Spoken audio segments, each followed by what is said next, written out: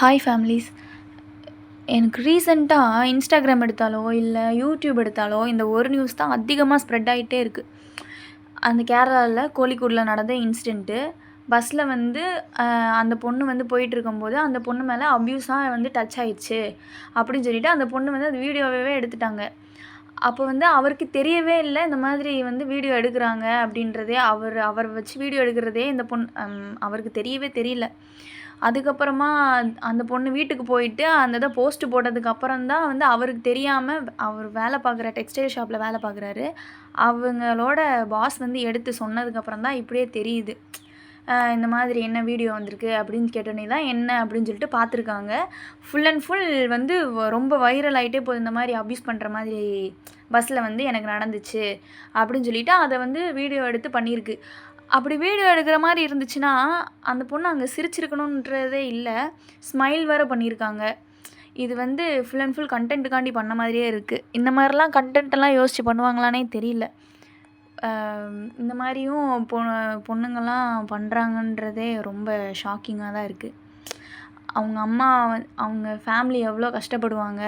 அவர் இல்லாமல் இந்த பொண்ணு ஃபேம் ஆகணுன்றதுக்காண்டி அவரை கொன்றுச்சு அப்படின்ற மாதிரி தான் தோணுது. இப்போது தப்புன்னு உனக்கு படும்போது அந்த இடத்துல நீ வீடியோ எடுக்கணுன்ற அவசியமே இல்லை. தப்புன்னு பட்டுச்சுன்னா ஒரு அரை பலார்னு விட்டுருக்கலாம். அதை விட்டுட்டு வீடியோ எடுத்து அதை ட்ரெண்ட் பண்ணி என்ன ஆக போகுது? அப்படியே உனக்கு தப்புன்னு பட்டு வீடியோ எடுத்தியா, அதை போய் நீ போலீஸ்கிட்ட வேணால் ஹேண்ட் ஓவர் பண்ணியிருக்கலாம்.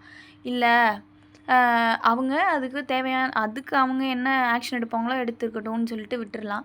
அதை விட்டுட்டு இந்த பொண்ணை ட்ரெண்டு பண்ணிவிட்டு கடைசியில் நான் ட்ரெண்டுக்காண்டியெல்லாம் இந்த மாதிரி பண்ணலை, கண்டென்ட்டுக்காண்டியெல்லாம் பண்ணலை அப்படின்ற மாதிரி சோஷியல் மீடியாவில் அப்லோட் பண்ணியிருக்கு. நீ அப்லோட் பண்ணிவிட்ட, நான் அதுக்காண்டி பண்ணலை அப்படின்ட்டு அவர் இறந்து போயிட்டாங்க சூசைட் பண்ணிவிட்டு. அவரோட உயிர் திரும்ப வருமா? ஸோ இந்த மாதிரியெல்லாம் எதுக்கு தான் கண்டென்ட்டு இந்த மாதிரிலாம் பண்ணுறாங்கன்னே தெரியல. இந்த மாதிரிலாம் பண்ணக்கூடாது. ஒரு உயிரே போயிடுச்சு. அந்த கில்ட் எவ்வளோ இருக்கும். ஐயோ நம்ம இப்படி பண்ணனால தான் அவர் இந்த மாதிரி இறந்துட்டாரோ அப்படின்றதுக்கு அது அவர் செத்தது இது உயிரோடு இருக்கும்போதே ஒவ்வொரு நாளும் சாகுற மாதிரி சுச்சுவேஷனாக தான் இருக்கும். இந்த மாதிரிலாம் கண்டென்ட் தயவு செஞ்சுலாம் போடாதீங்க. பஸ்ஸில் போகும்போது எதுக்கு ஃபர்ஸ்ட் ஆஃப் ஆல் வீடியோ எடுக்கணுன்னே தெரியல. வீடியோ எடுக்கிறதுன்ட்டு கொஞ்சமாச்சும் மெச்சூர்டாக எடுக்கணும். அதை விட்டுட்டு இந்த மாதிரி கண்டென்ட்டுக்காண்டி ஒருத்தவங்களோட ஃபேமிலியவே ஹோல் ஃபேமிலியவே அடித்து நொறுக்கிற மாதிரி விஷயம்லாம் பண்ணால் எப்படி இருக்கும்? அவங்க அம்மாலாம் சொல்லி அழுகுறாங்க ரொம்ப. அந்த വീഡിയോ നീങ്ങളെ അവൻ അങ്ങനെ ചെയ്യുന്ന ഒരു കുട്ടിയല്ല. എല്ലാവർക്കും ഇവിടെ മുമ്പിലൊക്കെ എല്ലാവർക്കും അവനെ ഭയങ്കര ഇഷ്ടമാണ്. ഒരു ചീത്ത സ്വഭാവം എൻ്റെ മോനില്ല, ഈ നിമിഷം വരെ ഉണ്ടായിട്ടില്ല. ആരും വിശ്വസിക്കുന്നില്ല.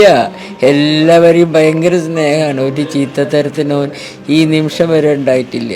അതിനെക്കൊണ്ട് അവൻ അറിഞ്ഞിട്ടേ ഇല്ല. അവൻ അറിയാതെ ഇത് ബാക്കിൽ കൂടെ ചെയ്യണത്. ഈ കുട്ടി തോളിൽ വലിയ ബാഗുണ്ടല്ലോ, അതിന് പോകുമല്ലോ ട്രിപ്പിൽ. പിന്നെ അവൻ ഇറങ്ങിയതിൻ്റെ ഇടയ്ക്കാൻ തോന്നുന്നു ഈ കുട്ടി ഫോട്ടോ എടുത്തൊക്കെ അറിഞ്ഞത്. എന്നിട്ട് അന്നും തന്നെ അന്ന് രാത്രി അവൻ്റെ ബോസ് വിളിച്ച് അവൻ്റെ ജോലി എന്താ ദീപക്ക അങ്ങനെ കേട്ടല്ലോ, അപ്പോഴാണ് അവൻ അറിയണത്. അപ്പോൾ അവൻ ഇതിലൊക്കെ നോക്കുമ്പോൾ അവൻ കണ്ട്. പിന്നെ അവൻ്റെ ഒരു ഫ്രണ്ട് വിളിച്ച് പറഞ്ഞു. അങ്ങനെയാ കണ്ട്. എൻ്റെ അടുത്ത് ഒരു വാക്ക് പോലും കുട്ടി പറഞ്ഞില്ല. എൻ്റെ അടുത്ത് പറഞ്ഞാൽ ഞാൻ എന്തെങ്കിലും സമാധാനം ആക്കായിരുന്നു. എൻ്റെ കുട്ടീനെ ഒരു വാക്ക് പോലും. കുട്ടിക്ക് എന്തോ പിന്നെ രാത്രി വരെ നെറ്റും ലാപ്ടോപ്പൊക്കെ ഉണ്ട്, അതിലൊക്കെ നോക്കി കുട്ടിക്ക് ഇത് കണ്ട കുട്ടി ആകെ വഷളായ മാതിരി. അതാണ് കുട്ടി. ഇനി എന്തിനാ ഇങ്ങനെ വഷളായി ജീവിക്കണ? എൻ്റെ കുട്ടി ചെയ്തതാണത്. എൻ്റെ കുട്ടി അങ്ങനെ ചെയ്തതാണ്. அவங்க அம்மா எப்படி சொல்லி அழுகுறாங்க. அவங்க அம்மாவோட சுச்சுவேஷன் அவங்க அம்மாவோட இடத்துல இருந்து பார்த்தா தானே தெரியும், நம்ம பையன் இந்த மாதிரி பண்ணிட்டானே அப்படின்னு சொல்லிட்டு.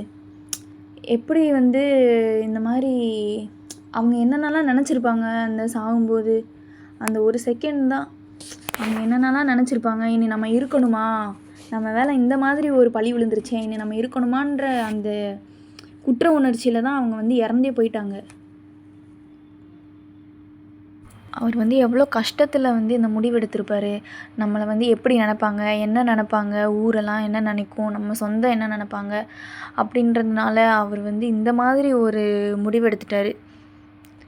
ஸோ இனிமேல் தப்புன்னு பட்டுச்சுன்னா வந்து போலீஸ் எதுக்கு இருக்காங்க? அவங்கக்கிட்ட போய் நம்மளோட குறையெல்லாம் சொல்கிறது தானே அவங்க இருக்காங்க. அவங்கக்கிட்ட போயிட்டு ஃபஸ்ட்டு நம்ம சொல்லுவோம். அதுக்கப்புறமா வந்து இது வந்து ஸ்ப்ரெட் பண்ணணும்னு அவசியமே இல்லை. ஸ்ப்ரெட் பண்ணணும்னு அவசியம் கிடையாது இந்த மாதிரி விஷயம்லாம். ஸோ அவ்வளோதான் கைஸ். இதோட இந்த வீடியோ பார்த்தோன்னே ஒரு மாதிரி இருந்துச்சு, ஒரு மாதிரி மூட் அவுட்டாக இருந்துச்சு. அதான் சரி ஓகே என்னோடய சஜஷன் சொன்னேன், அவ்வளோதான். மற்றபடி இந்த வீடியோ இதோட முடிஞ்சிருச்சு ஃப்ரெண்ட்ஸ். சரி ஓகே, நாளைக்கு வேறு வீடியோவில் சந்திக்கலாம். பாய்.